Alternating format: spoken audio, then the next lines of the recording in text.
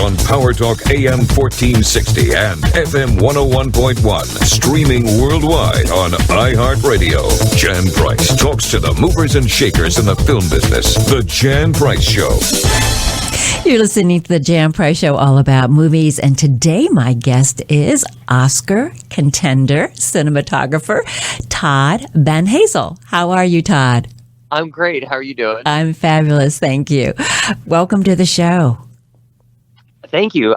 So happy to talk to you. Me too. We're going to talk today. You were the cinematographer on the highly touted film with Jennifer Lopez, Hustlers. It was a huge hit this fall. What was it like working with all those amazing, beautiful women, scantily clad, Todd? You know, it's funny. I think everyone on that set, we're all just doing our work. And I think from the ground up, it was just obvious that we wanted to. I mean, I think this is how we always try to run every set. You try to create a safe space for the actors to do their best work. So in many ways, I don't think it was any different than any other set. You just try to provide a very comfortable, safe place for actors to be vulnerable, and I think in this case, everyone, I think our interest was in these people as characters and as their inner emotional lives. So I think if you just start from that place, not that you don't think about the rest, but it's just, we're all professionals working, you know what I mean? That's their characters and we're making a movie about that. And that's what it is, Well, then how did you shoot it? Because you had a special technique, I understand, that you were working on when you were shooting this. Am I correct with that? That you, in terms of the way you shot this, because they're strippers, I guess, just so the audience who may have not seen this movie, Hustlers is about a group of strippers who, why don't you tell the rest of the audience what it's about?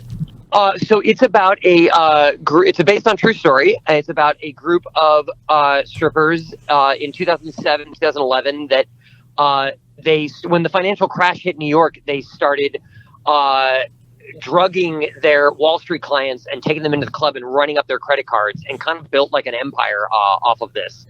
So, I mean, for us, the main visual way to do this movie, our conversations were about the idea of control and holding on to control and what that would look like visually, and also shooting the women like athletes. I think all the past movies that we looked at that had strip clubs in them and strippers kind of shot them from lack of a better word, from the male gaze, and we wanted to shoot them and light them from a place of power. And we looked at more sports movies and gangster movies and tried to light it and shoot it like it was a crime epic, because it is. I mean, that's what the movie is to us. It's like a friend story. It's a best friend story, and it's a big crime epic.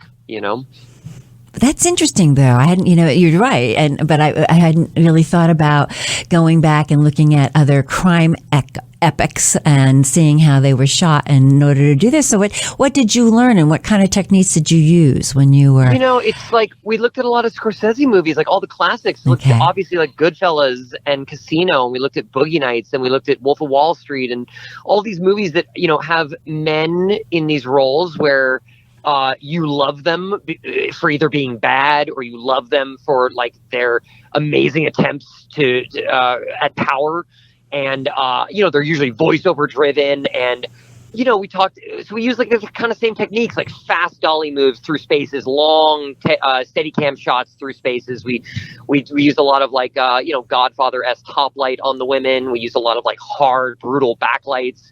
We shot a lot of it low angle, things you don't typically shoot women under 25, but for us, we wanted to shoot them from their character's place, not from this idea of just making them look, beautiful in a traditional way. Right. So how difficult was it, and how long did it take when we have, this incredible pole dance by Jennifer Lopez, and that it's early on in the film. How difficult was that to shoot that, and how long did it take to shoot it? So the big dance scene, which, God, I mean, I remember when Jennifer called Lorene, the director, and I in to look at the rehearsal of that, because in the script it's I think it says one sentence. It says Ramona does a flourish and steps off the stage, But with Jennifer Lopez, like, obviously she made it, she knew that it had to be this like iconic thing that would enter into film canon. And right. so, her and her choreographer, our choreographer who's brilliant, they showed us the rehearsal on this iPad. And I remember like Lorene and I, our jaws just hit the floor. It's like seeing, it's just this unbelievable thing.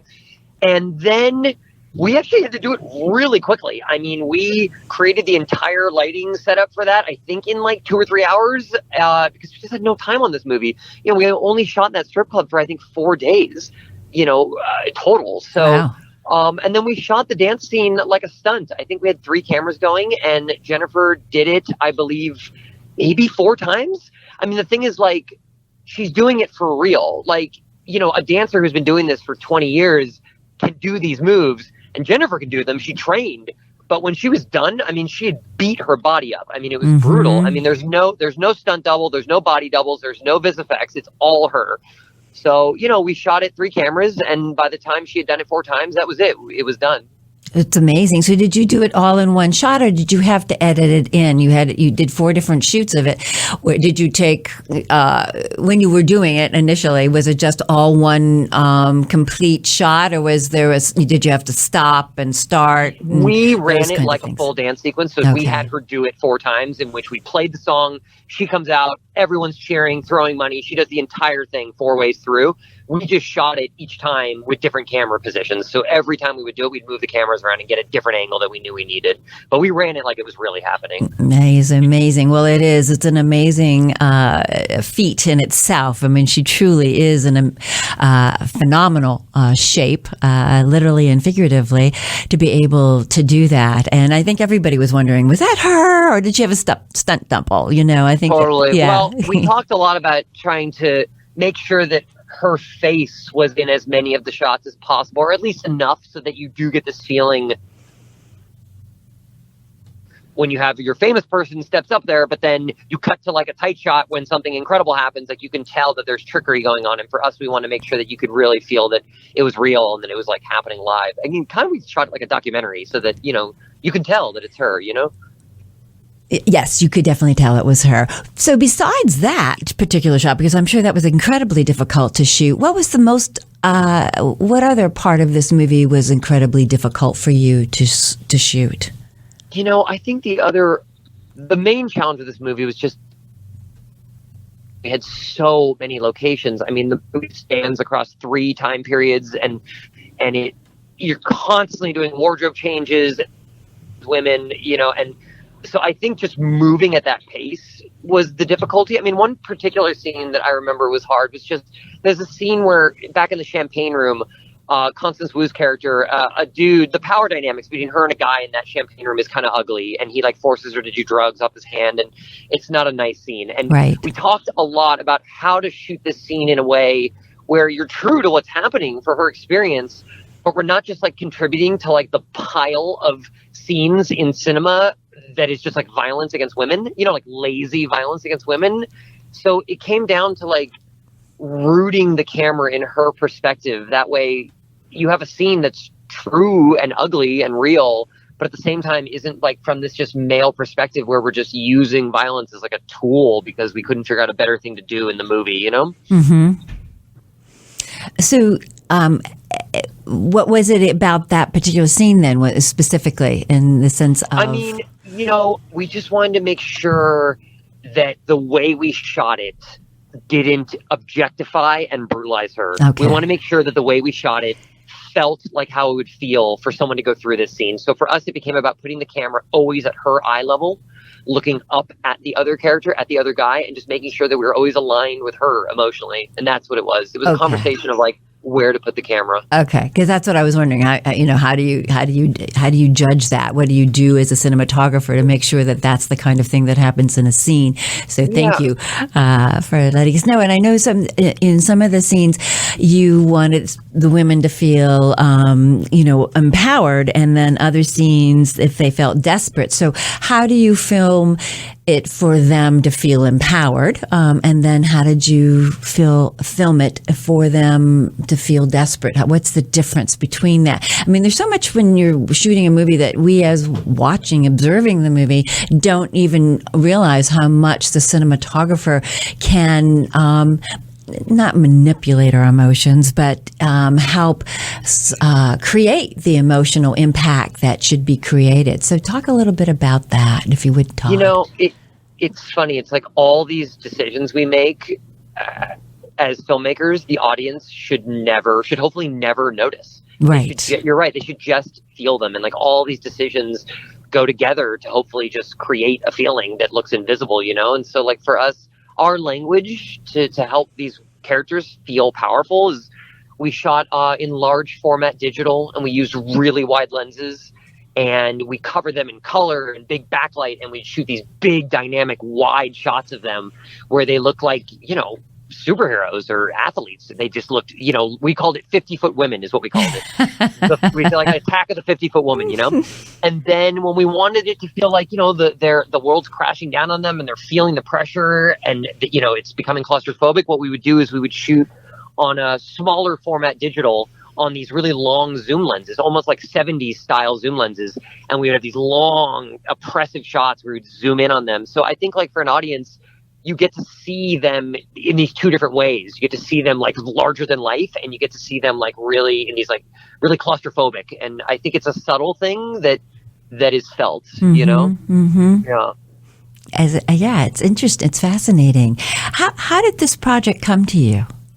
So this project came to me, a wonderful angel of a man and a genius, our costume designer, Mitchell Travers, who is really the other actor in this movie, is Mitchell's wardrobe and costume. Yes. It's so much fun. Yes. What a dream. So Mitchell and I had worked together on a small movie years ago, a movie that I love so much called The Strange Ones. And when Mitchell was interviewing for this movie, Hustlers, he recommended that Lorene take a look at me. And I think by coincidence that day, she had seen some of my work with, I had done some music videos for Janelle Monáe. And I think, as Lorene said, she saw these Janelle Monáe videos and said, what woman shot these videos? And then she found out that the woman that shot these videos was me, Todd. Weird and funny. I'm not sure what to do. But, really? Your wife probably has some thoughts about that, I'm sure. I think it's...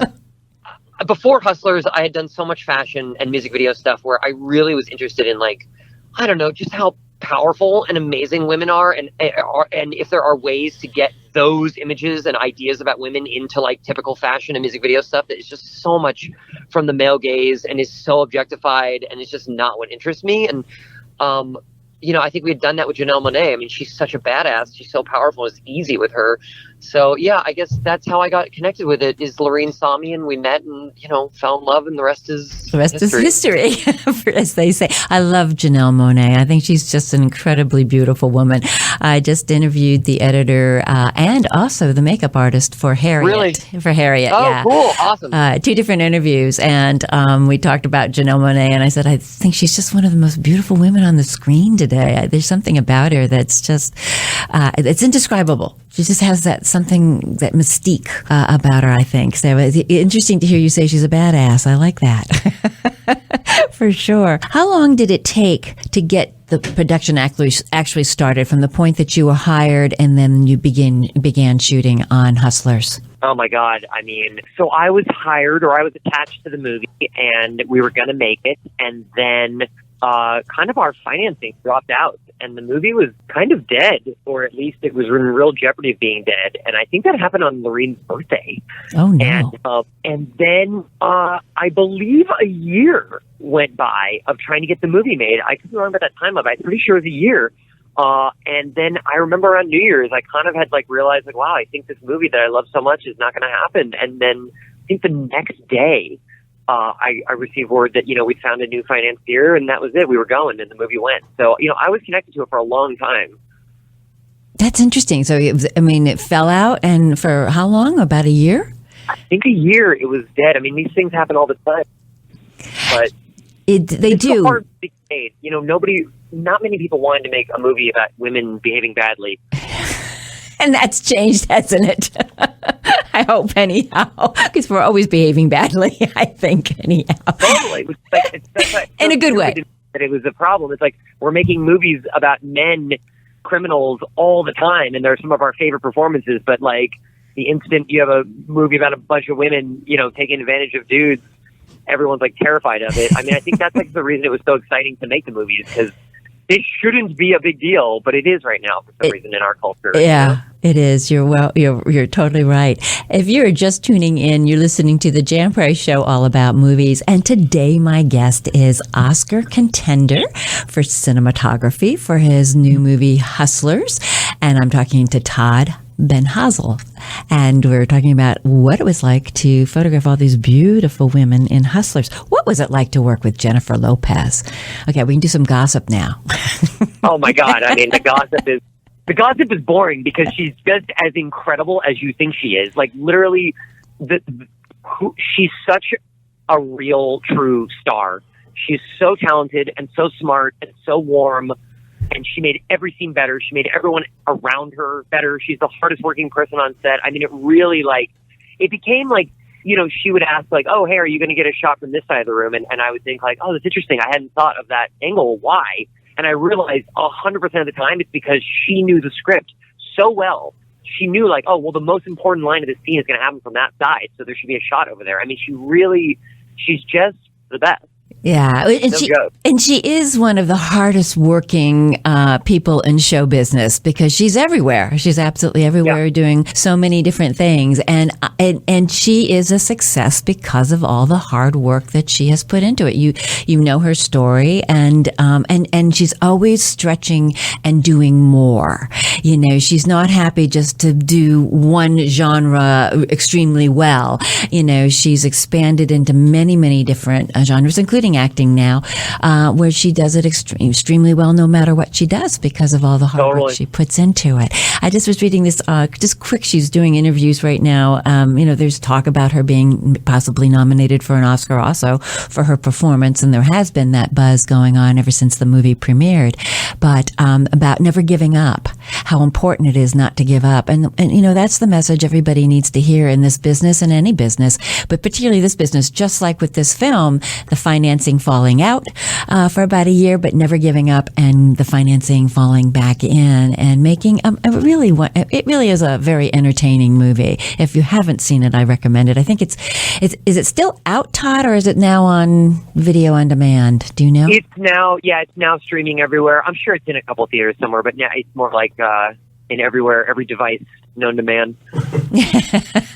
And getting it out there for sure. Yeah. Was the film shot entirely on location?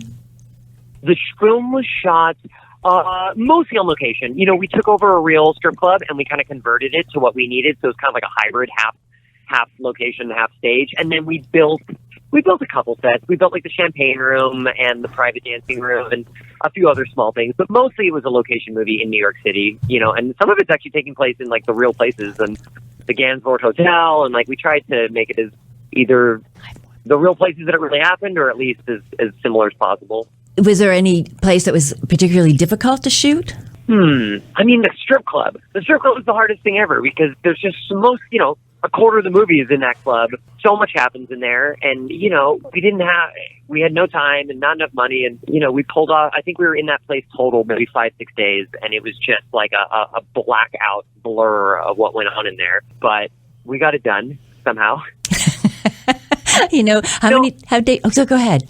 Well, I just remember, there's a scene where Usher, playing himself, enters the strip club. Right. And that scene for me is just like, it's pure joy for an audience. And I remember when we shot that, I mean, it was like near the end of the strip club. And like I said, it was so difficult and so exhausting in that place. And when Usher came in, it was just sort of this like triumphant moment. It's like not only had we actually gotten Usher playing himself, but like it was happening and, he threw up a bunch of money into the air and I swear like way more money rained down than what he threw in the air. Like it didn't make sense. And I just remember this moment at the monitor where we just like, we smiled and said, you know what, like this is nearly killing us, but we did it. Today we did it. You know, I remember like Usher stands up in front of Jen. I remember him and Jennifer Lopez kind of greeting each other on that day. And you're looking at two people who have, especially in like that mid 2000s, like were just the king and queen of that decade in pop. And like seeing them say hello to each other was really special. You know, it was a beautiful moment. I can imagine, out of body experience, I would think, having both of them there on the set. That would be, who has influenced your career the most, Todd? God, what a question.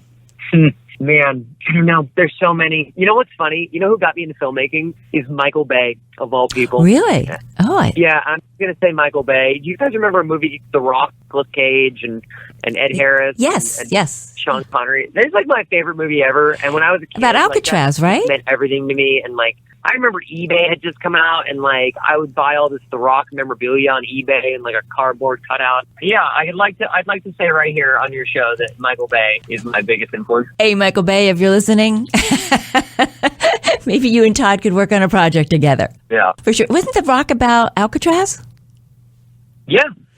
Yeah, I thought so. It was a really good movie, actually. A very good movie. So, how did you get into cinematography? What was it that inspired you out of all of the different aspects that one could get into in this industry? Why did you choose cinematography? You know, I think these things happen so weirdly. When I was a kid, I just wanted to make movies. I always wanted to make movies, and I didn't know that there were different jobs on set, so I just thought I wanted to be a director because I thought that's who makes movies. And then I think as I grew up, I started getting a camera in my hands and kind of just falling in love with telling a story visually. And I think for me, like, I love collaborating with brilliant people. And for me, that's what cinematography is. It's like working with a group of beautiful, brilliant, talented artists and doing something together. So I think it just fits. It just fits me, Perfect, then. Perfect. So when you're working on a film like this film, did Lorene storyboard the whole thing out, and then you worked with her directly about how you felt each one of these scenes should be shot? How was your working process with Lorene, the director? So Lorene and I did the whole thing together. I mean, we talked through the script together, and then we shot listed the entire movie scene by scene together. I mean, it took a couple weeks. But I think we knew that, like, with a movie like this, where there's so much talent and there's so many scenes and so many locations, the only way we were going to make it, and with the level of ambition that we wanted, is we had to just know more than anyone on set. We had to be more prepared than anyone. So we like intensely shot listed the entire movie, and then we shot that shot list. Of course, there's improvisation while you're shooting, but like basically the bones of it we made during those sessions. Really interesting. Well, Todd, I look forward to the Oscar nominations, and I look forward to hearing your voice be announced as best cinematographer for Hustlers. So thank you so much for being on the show. Go ahead. Thank you so much. I hope that comes true. It's lovely speaking with you. Thank you. You too, Todd. Have a great holiday. You too. If you're just tuning in, you've been listening to the Jan Price Show, All About Movies. And if you have missed any of the Jan Price shows, All About Movies shows, you can go to my website where all the shows are archived. You can also go to the iHeart podcast channel, iTunes, Spotify, Google Play, YouTube, Podbean, and I'm on your smart TV on the iHeart app on your TV. Type in Jan Price Show and you can listen to the shows on your TV. We are everywhere. There's no excuse for not listening to our show. Thank you for listening. On Power Talk AM 1460 and FM 101.1, streaming worldwide on iHeartRadio. Jan Price talks to the movers and shakers in the film business. The Jan Price Show.